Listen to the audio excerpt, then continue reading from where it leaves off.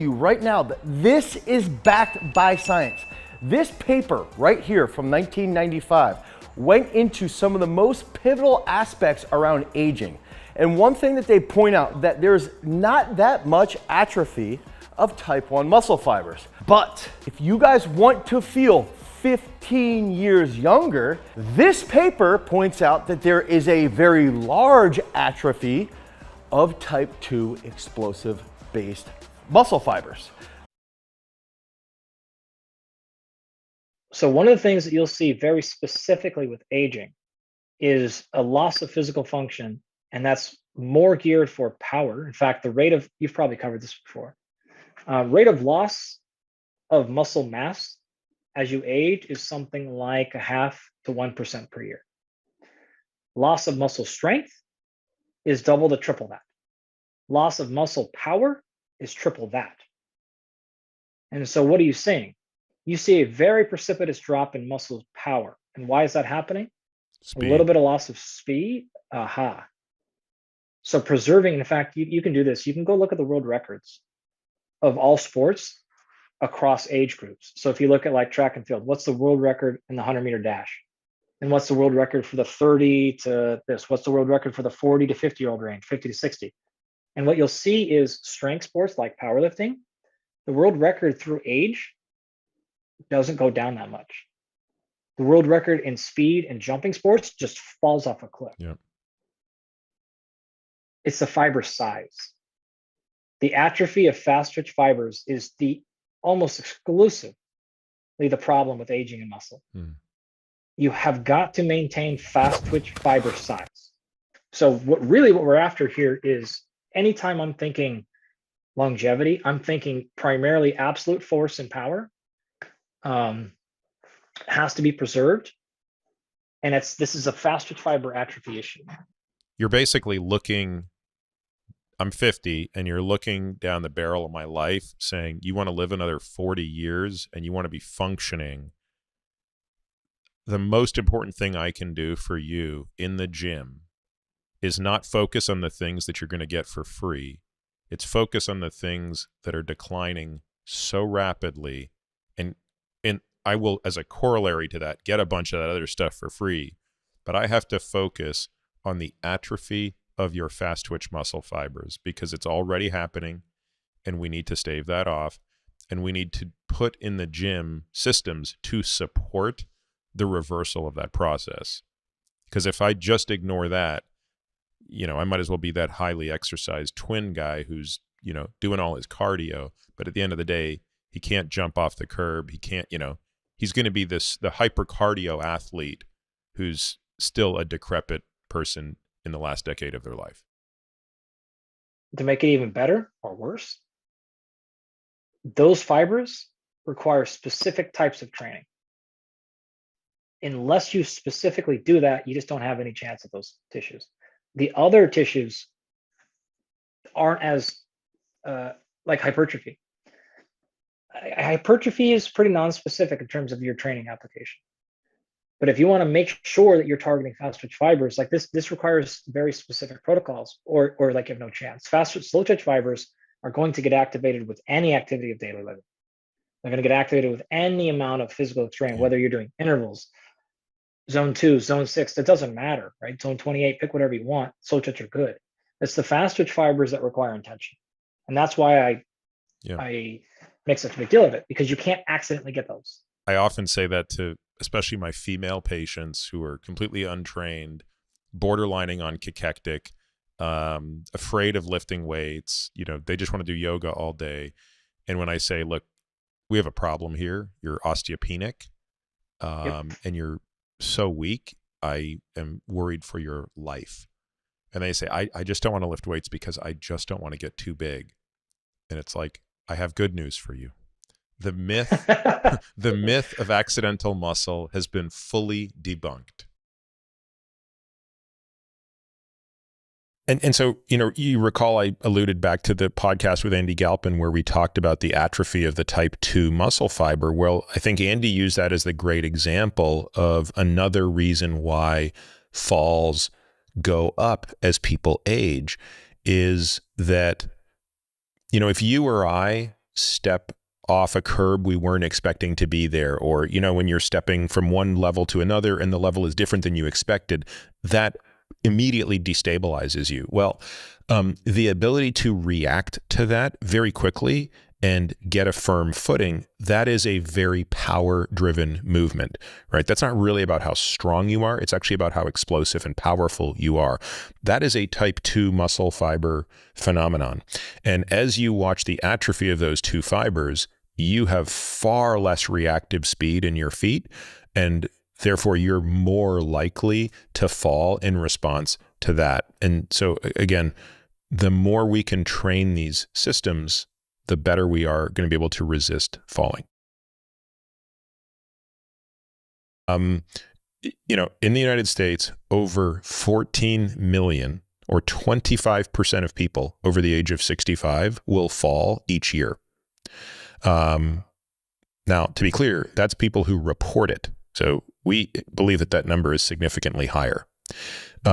This risk goes up quite non-linearly. So by the time we're talking about octogenarians and nonagenarians, the annual incidence of falling is at least 50%.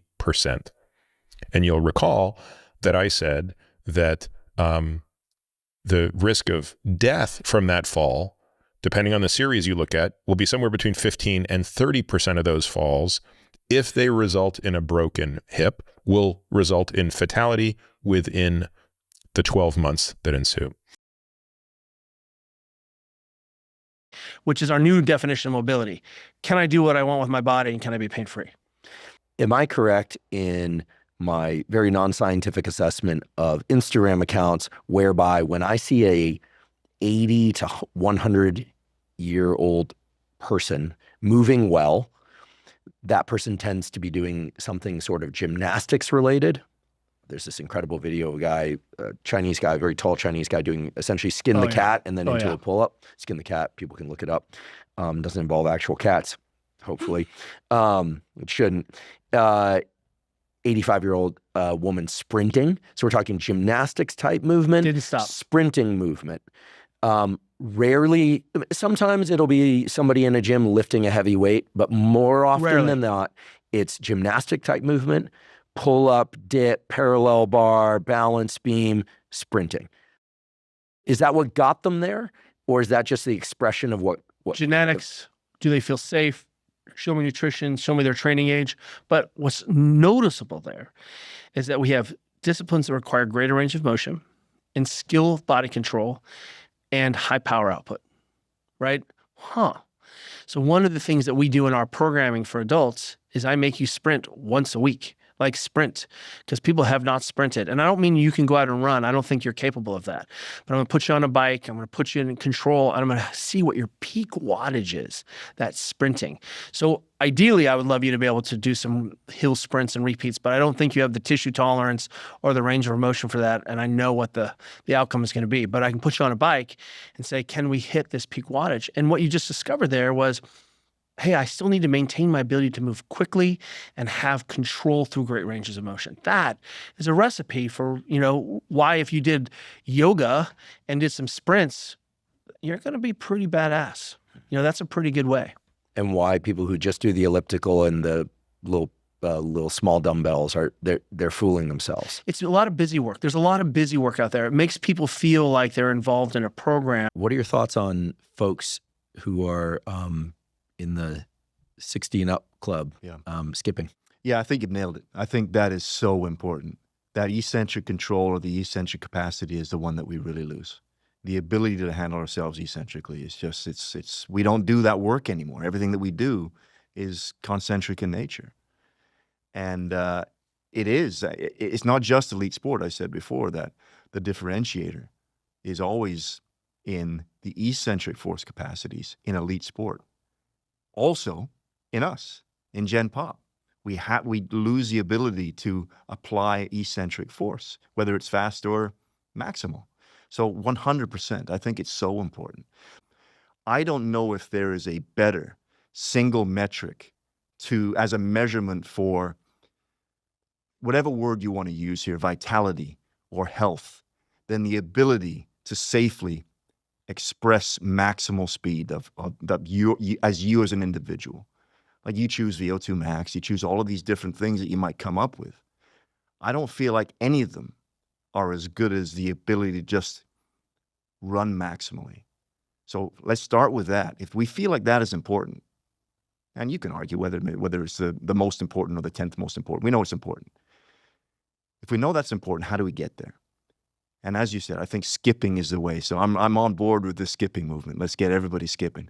Because it is, as I said, this is your ability to be plyometric, to work on those eccentric force capacities and move in a way in which you can actually express yourself again.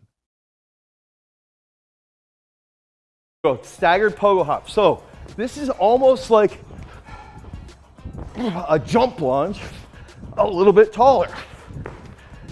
Okay, nice and easy. And if you're just getting into doing more explosive work, just go easy. Nice and easy. Here, doesn't have to be crazy intense. It's simple. I like doing rebound box jumps like this. Okay, if you don't want to touch go, you go here. I'm still doing something explosive. Skips. Nice and easy, right? This is nice and easy. I'll go backwards here. And I will say backward skips, you gotta be more careful because I do think people have a tendency to get off balance. They'll fall over something, might post up and break their arm. So be careful on those. Now, that's skips normal. We can go skips for height here. And we're trying to drive up. I might come back, right? And I wanna hit skips for distance. So we have markers here and we could go a little bit quicker. Here.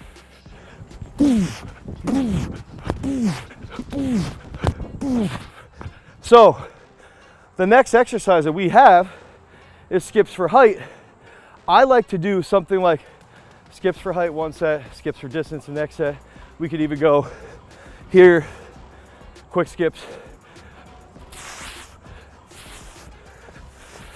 Okay, rapidly. So skips are absolutely phenomenal and they make you think, and you have to get wired to do that. Now, next movement, 2 bounds. So if you don't have access to a hurdle, you don't need a hurdle. You can do a tuck jump, a box jump, a bleacher jump. You could do a pretend jump, it doesn't matter. If you don't want to do bounds hard, you can do bounds like this. Here, and then jump, okay? You can make these as RX'd as you want, but this would be here. I had to shorten up that second jump. So if you notice there, that was 3 jumps. I hit the skips. I'll rest about 1.5 minutes. I make fun of Lincoln. I try to get him off his cell phone. I hit the broad jump into the hurdle hops and we repeat this, take about 2 minutes rest and do that again. The whole goal is to be a twitch factory when we're 60 years old, when we're 70 years old and we're doing some impressive stuff. So quick skips, skips for height, skips for distance, side skips, back skips, broad jump, hurdle hop. These 2 exercises are absolutely fantastic.